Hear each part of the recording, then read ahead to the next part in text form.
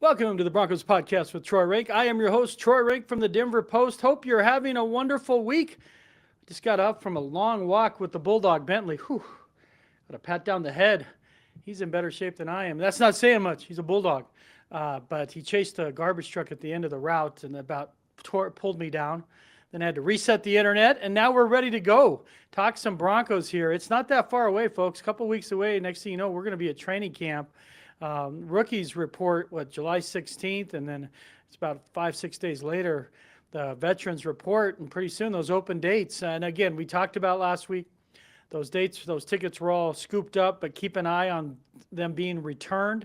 See if you can't sneak your family, your kids out there. It is a wonderful thing for kids if they're looking to get autographs or a selfie with a player. It's easier to do there down at the bottom of the ropes there than it is at a preseason game, just the nature of the stadium and the layout. So hope you get a chance to be out there. I will be out there. If you see me, say hello. But we got plenty to talk about still. It's, yes, a little bit of a dead period. Not for the Nuggets. Oh, my. If you want to read my stuff on that, denverpost.com/sports. You can see, man, they have had a week. The biggest week I wrote yesterday since the Broncos signed DeMarcus Ware, Aqib Talib, TJ Ward, and Emmanuel Sanders. That's what this week reminded me of. It's not players of that ilk, but in addressing all needs, it brought back memories of the Broncos when they were clearly going for it with Peyton Manning. And obviously the Nuggets are seeing the same thing. Stop talking about it. Start acting like it. You got Nikola Jokic. He is their version of Peyton Manning. So, but they're not going to win in Denver just with Bo Nix and the quarterback. The offense should be improved with the weapons they've added. And we're going to talk about that later on who is the most important offseason addition. But this defense has a chance to be nasty. I want to get into that after the break. Have you been injured in a wreck or hurt in a car wreck? Give my friends at Hoggatt Injury Law a call. Listen, they've been doing business forever. Their motto is, with us, it's personal. That's because it is. I've known Darby for more than a decade. We traveled around the country watching our boys play baseball, talked a lot of Broncos. I became Darby's good friend. He is basically all his clients become his good friend. You don't even have to pay Darby up front. If your case goes as planned, Darby will be the one paying out to you. Again, that number, if you want to reach Darby, excuse me, at Hoggatt Injury Law is 1-833-464-4288. That number again, 1-833-464-4288, or go to the website at hoggattlaw.com. Welcome back to the Broncos pod. I told you, I'd tell you that run with the Bulldog about did me in. I have to get an Arnold Palmer. A tribute to my golf coverage last week, or at least an ode to my golf coverage last week at the Broadmoor. That was fun, a nice diversion, but I miss football. I miss talking football. That's why I'm back here with you. I can't thank you enough, Broncos country, for your support. And, of course, Danny Bailey behind the screen that makes this look professional. You guys are the best. Keep logging on. Keep subscribing. Keep doing your thing. It'll be 2 pods a week when we get into training camp. And I'll have an interview coming up with Malcolm Roach next week. And because I know to do 2 this week wouldn't make any sense. Everyone's going to be leaving tomorrow or Friday, obviously, for 4th of July. So I want to get a pod out for you and talk some defense.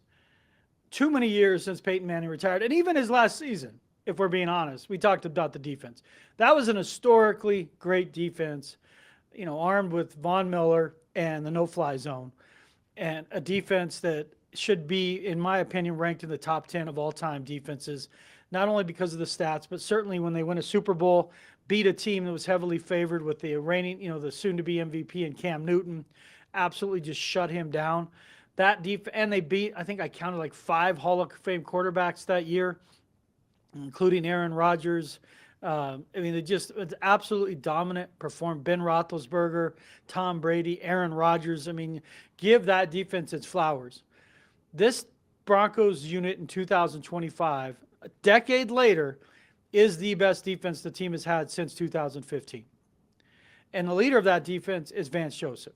And the reason you see the headline, Vance Joseph's final ride with the Broncos, is by most metrics, most people believe he's a top 10 defensive coordinator. Pro Football Network just came out with their list and had him at number 4 overall. Vic Fangio, the former Broncos coach, is number 1, obviously coming off the Super Bowl demolition of the Chiefs. But 4th When your defense is that good and your team goes to the playoffs in back-to-back seasons, it pretty much sets you up to get a head coaching job. And I believe Vance Joseph, that's why I'm talking about the final ride. I believe Vance Joseph in his second act as a head coach will be much better. His first act, drinking out of a fire hose, he wasn't necessarily ready. He was a little bit miscast. And then his staff, in my opinion, having covered it, they were undermining him for jump. Several guys on that staff felt like they were more qualified to be the head coach than he was.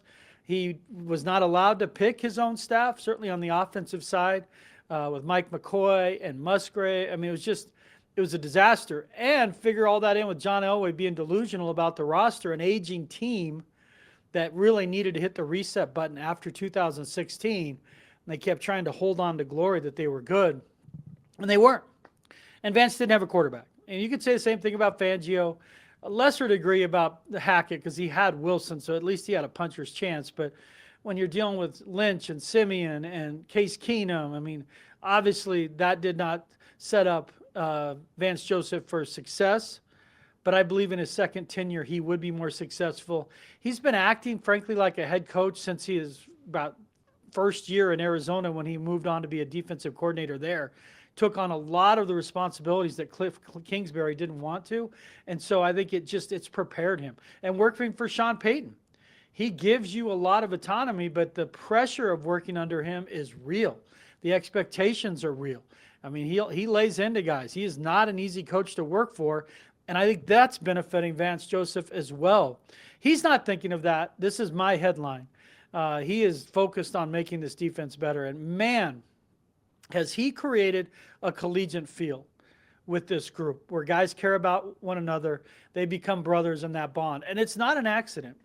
When I talked to Vance Joseph at length last year following the passing of Coach Bill McCartney, Vance and I were both in school at the same time. I covered Vance as a college quarterback at the University of Colorado. I had a relationship with Coach Mack through the media. His was obviously much different. It was inside, behind the curtain, inside the room, if you will. But he talked about how Coach Mack treated people with respect, treated them in terms of treating them equally in terms of the expectation in some ways, but also fostered this idea that you got to be there for each other. It starts there.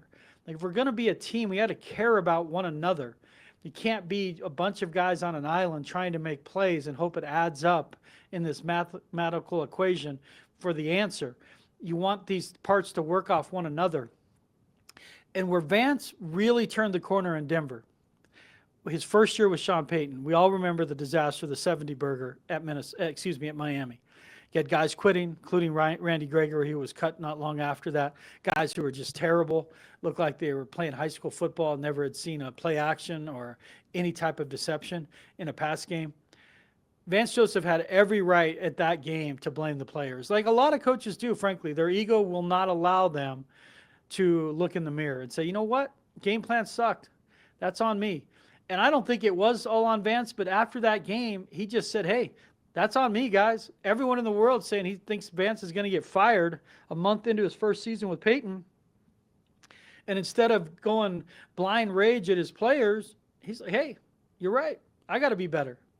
And when he did that, not saying he didn't have their trust before, but it really helped guys understand how much he's there for them and how much he wants to put them in a position to win, how much that motivates him.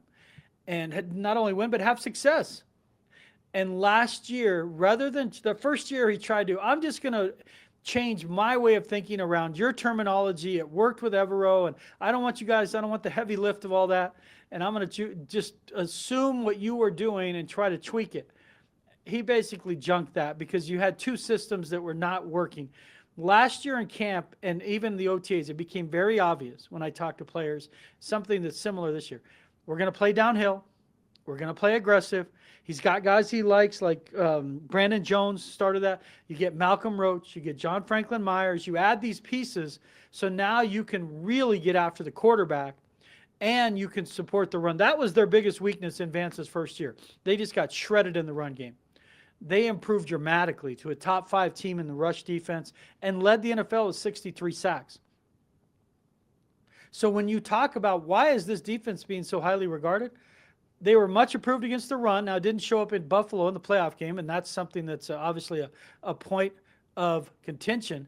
But it did show throughout the season that they're much more formidable against the run. I mean, Zach Allen was J.J. Watt light. I mean, he was just an absolute beast. Absolute beast. But when you look at what they did, it showed such progress year over year. And now you add Dre Greenlaw. Now you add Talanoa Hufanga at safety. Now you add Jahdae Barron. Now you have 2 first-round picks. Pat Surtain, the reigning Defensive Player of the Year, and we're going to hear from him later in the program, and Jahdae Barron. This is a talented group. It's deep. You know, if Riley Moss comes back healthy, the secondary is as strong as, again, it's been probably, again, since the no-fly zone. But that's why I'm saying, why could it be Vance Joseph's final ride? These guys have an edge. They haven't proven anything. The idea was never to get to the playoffs. It's when you're in the playoffs, to make a deep run, to have a chance to win a championship. I think it's a year early for that, but that's their thinking. We haven't done anything yet. A winning record, get to the playoffs, that's not the expectation if you're a Bronco. And Vance Joseph, if this defense, if they win a playoff game, get to a second round or an AFC championship, I would believe that that's why it would be Vance Joseph's final ride. He would earn the right to be the head coach and get a second act as a head coach. Because there was all this talk when they got Jim Leonard, maybe Vance would be looking over his shoulder. Forget that. Vance Joseph is legit, folks. He's the real deal. And you can see it in how his players play for him, how hard they run to the ball, how they take to his coaching, how they trust him, how they react to the way his calmness during the games. That's why I believe this version of Vance Joseph, essentially 7 years after his first head coaching gig with the Broncos, he would be much more equipped to do the job and do it well. But part of the reason he's got better players, he'll tell you that. It's about scheme and it's about team. And he picked up Dre Greenlaw. He picked up Talanoa Hufanga. He got Jahdae Barron. But of the offseason additions, as we make a hard right, which one is the most important? And Luca Evans and I, Luca, a regular on the program from the Denver Post, we had fun debating that this week in the Post. Who is going to end up being the most important offseason addition? And if we stay defense, he said Dre Greenlaw. It's a guy they weren't sure they were going to be able to get. It's a guy, even as San Francisco was retooling and recalibrating to try to create salary cap room for Brock Purdy, they wanted, trust me, they wanted Dre Greenlaw back. Some of the other guys they let go, Talanoa Hufanga, the injury issues, they were willing to move on. They went to Dre Greenlaw's house. I thought they were going to park there and keep him from leaving until he signed a contract. They wanted Greenlaw back. Greenlaw decided he wanted to work outside of Fred Warner's shadow as much as they're good friends. He wanted to be that alpha dog, that alpha male that calls the defense and put his stamp on a defense and a team. And I'm telling you, if he's healthy, he's going to. And that's why Luca talked about, as the Broncos look to improve, and we've discussed it here on the program, they've got to be better in the middle of the field, both offensively and defensively, whether it's the tight end and the running back in the receiving game for the offense, or the ability to guard the tight end, the ability to guard backs defensively. And that's where Greenlaw is just invaluable.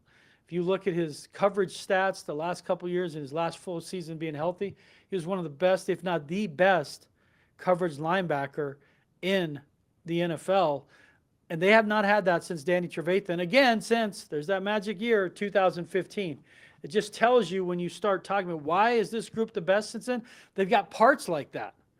You've got edge rushers in Nick Bonito, who's similar, not the guy, but similar statistically to Von Miller. You got Jonathan Cooper, who puts up numbers that, frankly, that someone like DeMarcus Ware put up because he was in and out of the lineup.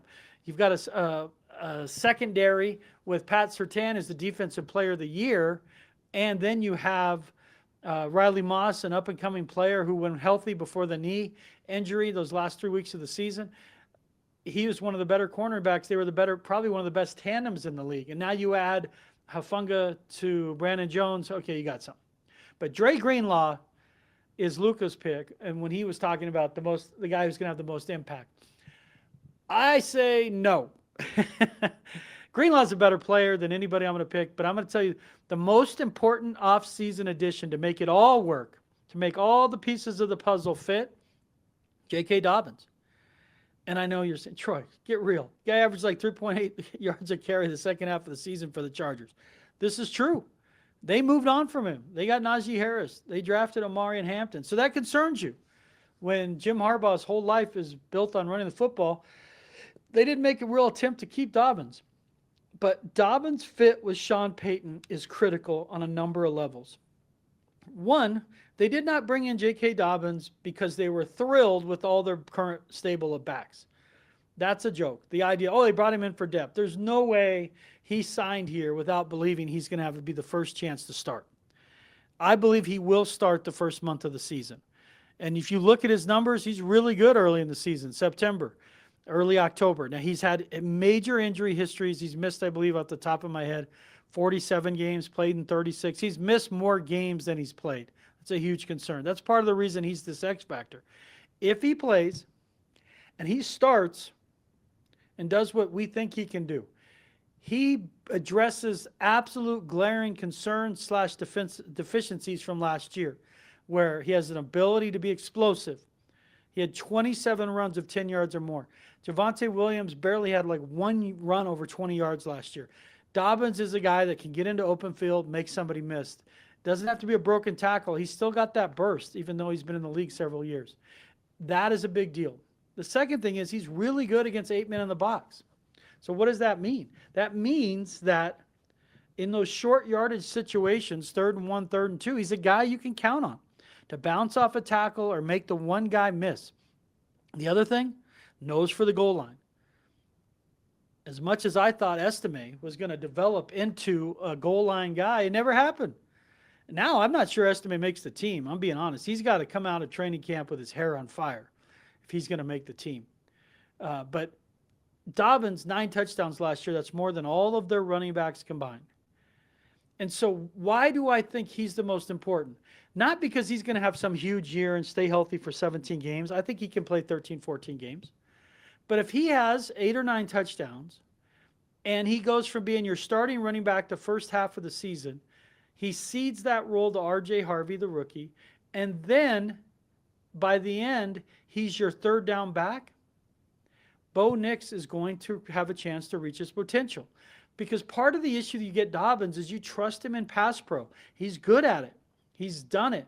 R.J. Harvey, I think, eventually will be capable. He didn't really do it in college. And if you look at the Broncos, and you're diehards if you listen to this podcast, what is the one thing that could just completely dissolve their season? And it's an injury to Bo Nix. You can't have a rookie running back, whether it's R.J. Harvey or an inexperienced running back or undersized and Jaleel McLaughlin, miss picking up a blitz and get Bo Nix hurt. That's why Dobbins, I believe, was brought in with the idea he can provide explosiveness, burst, help in the pass game, and then if it just develops into him being a 3rd down guy and he's Samaje Perine the second half of the season, so be it. That's fine. He can get his 800 yards rushing, 8 or 9 touchdowns, catch 40, 50 passes. Because, see, that was the problem last year, folks. Javonte Williams, whom I love personally, he didn't run well. We understand that. He was among probably the worst starting running backs in the league last year. He was, statistically. He was great out of the backfield in terms of catching the football. There was no there. There's no big plays behind it. And that's where you need Dobbins to have those games where it's 4 catches for 58 yards, not 4 catches for 23 yards. You need him to break one for 24 yards, set up a field goal, flip the field. And so that's why I believe Dobbins is more important than a defensive player. While I love Greenlaw, I love Hufanga, I'm not sure what Barron's role is going to be early, so there's no way I'd pick him as the guy. And Evan Ingram could be the guy, but he's the tight end. I got to see it to believe it.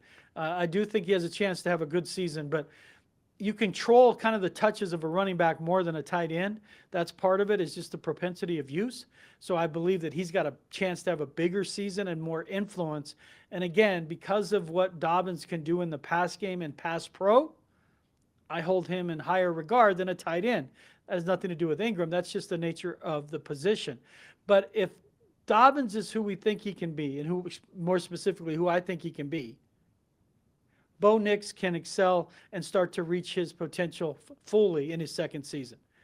If Dobbins gets hurt early and you're dealing with a rookie running back and you're dealing with a parade of running backs trying to figure out where it all fits in between, at that point, Harvey and McLaughlin and Bidet and perhaps Estime, then for me, it feels like you're back to last year.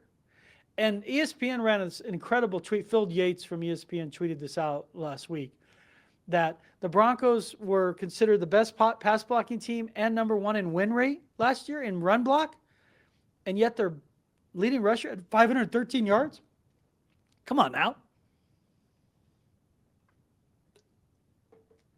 That's why I believe that Dobbins can be this bigger factor, is that with a little more burst, using the experience, I think he's going to be a better runner behind this line. This line's a legit line, folks. Sometimes it didn't seem that way because I feel like the running backs failed them. They weren't good enough. And so that's why I would choose Dobbins as the most important. Now, you can let me know who you think it is. Again, is yours Greenlaw like Luka? And you can find that debate on denverpost.com/sports. Go to the Broncos header. It's right there. We did it. It appeared in the paper on Tuesday, and you can find it on my Twitter timeline at Troy Renck. Had some fun with that. But he said Greenlaw, he loves the fit with Talanoa Hufanga and Barron and how that defense is all going to fit together. My pick is Dobbins. Ingram is certainly in the conversation, but for the reasons I listed, pass pro, the ability to be good at the goal line, the ability to be good against an 8-man front, get short yardage situations, to have enough burst to get a 20-yard run once in a while. So that's why I believe if he does that, even if he ends up as the third down back, that's going to allow Bo Nix to be better. Even if it doesn't, it's not 35 touchdown passes, but it allows him to start to reach his potential because of the weapons around him. But any conversation that talks about why the Broncos could go to the Super Bowl, as much as we talk about Bo Nix and Sean Payton and that synchronicity, let's not forget Pat Surtain. He's the reigning Defensive Player of the Year, folks. Their first, since Randy Gradishar? As much as Von Miller just wrote a diary of havoc for the Broncos, including winning Super Bowl 50, he never won the award. He was close multiple times. I was covering those seasons when he was in his prime. He just came up short a few times. Pat Surtain, as I said, turns opposing receivers into Chick-fil-A. They're never open on Sunday. It's a do not disturb sign on one side of the field.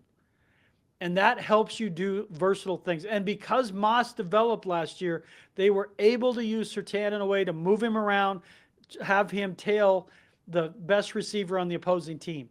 That's what the versatility of this secondary, even more so now with the addition of Talanoa, should be even more versatile in the addition of Barron, who could help out maybe in the slot some, certainly in dime coverage. Free up Surtain to make plays.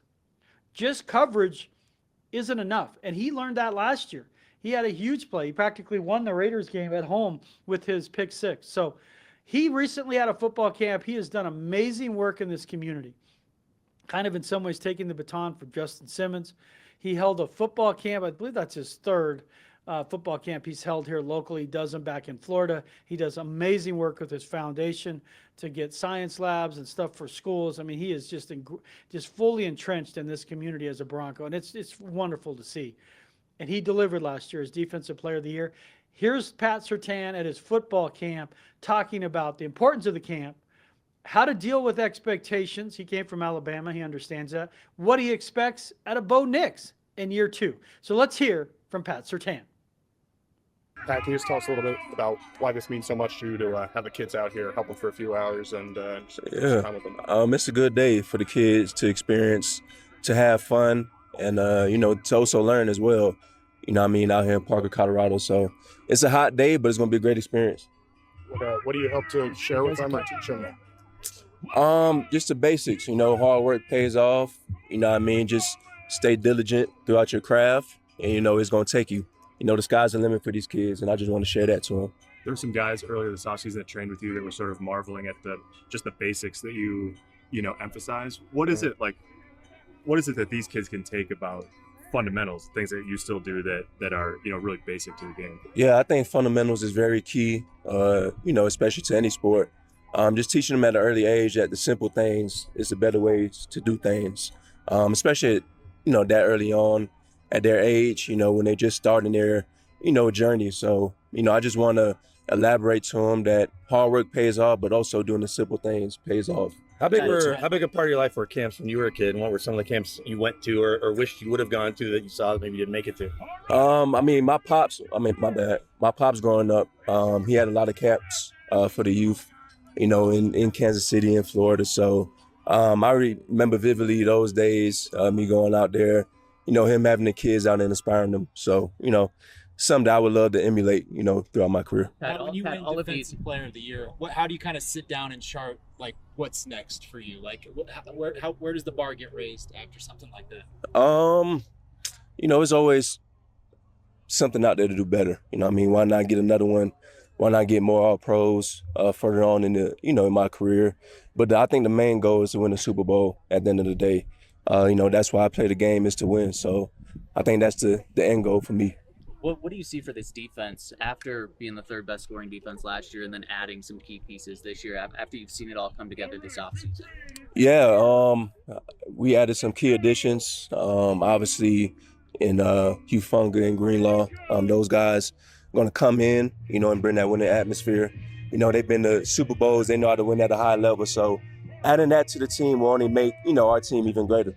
How do you feel like the team's kind of embraced the expectations, and what's the mindset going into training camp here in a few weeks? The mindset is, just to, keep a high shoulder. Don't ride the highs, don't ride the lows, but stay in between. We know how football could get, especially with expectations, especially with predictions and stuff like that.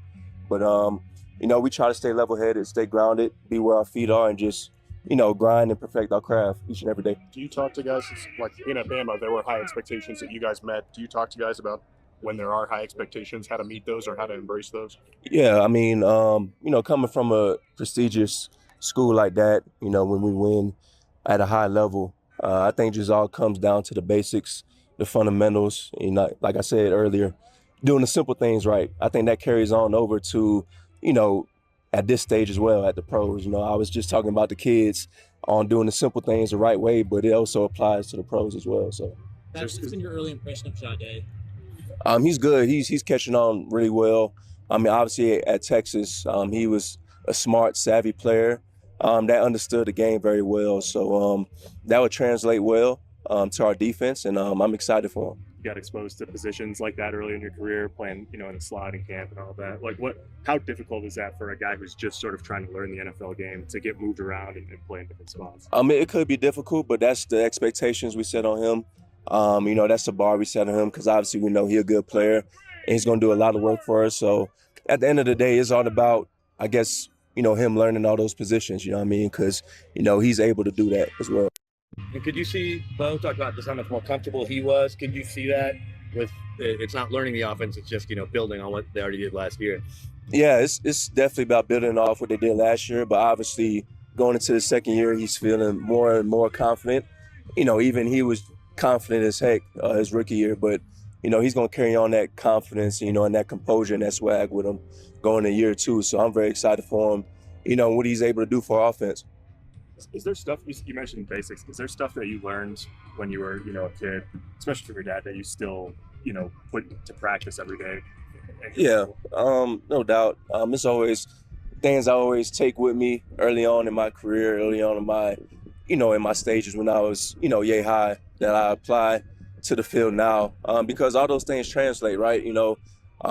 Football is a dynamic game as it already is, but to be able to simplify it and knowing your keys, I think that's what, makes your game even better. All right, what are you looking forward to most about your camp today, being out here with these kids? I'm looking forward to interacting with these kids. Obviously, it's from, grade 1 to 8th grade, so there's a lot of kids out here, about 300 kids to interact with, but I'm very excited, to meet with them and, have fun out here. Well, welcome back, folks. Troy Renck here from the Denver Post. Hope that gives you at least a good feel for what Pat Surtain's thinking. I love his mindset of, even keel when it comes to these expectations. The Broncos know, trust me, they haven't done anything. So as they say, don't if you're the rat, you can't take the cheese. Like, it's the bait. There are going to be a lot of expectations, including from myself, including from national media, some picking the Broncos to win the AFC West. How they deal with that and handle prosperity is going to be a huge part of this season. And Pat Surtain setting that tone of, hey, even keel, just keep that chip on the shoulder. We haven't done anything yet. That sets a good example when he's your best player thinking that way. It's a good mindset to have, because in the end, they haven't done it yet. They've made incredible progress. They were a year ahead of schedule. Now they're in position to compete, win a division, make a playoff run. But it's only going to happen if they sit there and basically had that same young, hungry mindset. We're going to punch you in the face. We're going to win the fight. We're the ugly guy. We got nothing to lose. They've got to keep that up. Surtain is helping set that tone as the team's best player. Folks, I hope you enjoyed the pod. Again, I'll have a pod next week. And then next thing you know, it'll be 2 a week, because we'll be into training camp not long after that. Can't tell you again how much I appreciate your support, Broncos country. I could not do this pod, obviously, without the support of Darby Hoggatt. He's been A1 from day one. And Mile High Sports, Nate Lundy and the crew, Danny Bailey behind the screen. None of this would work without their help, their input, and their production talent. All I have to do is turn on a microphone and talk. That's an easy part for me. Broncos country, I do this pod for you. Happiness, that begins with me. Go out there and have a great day.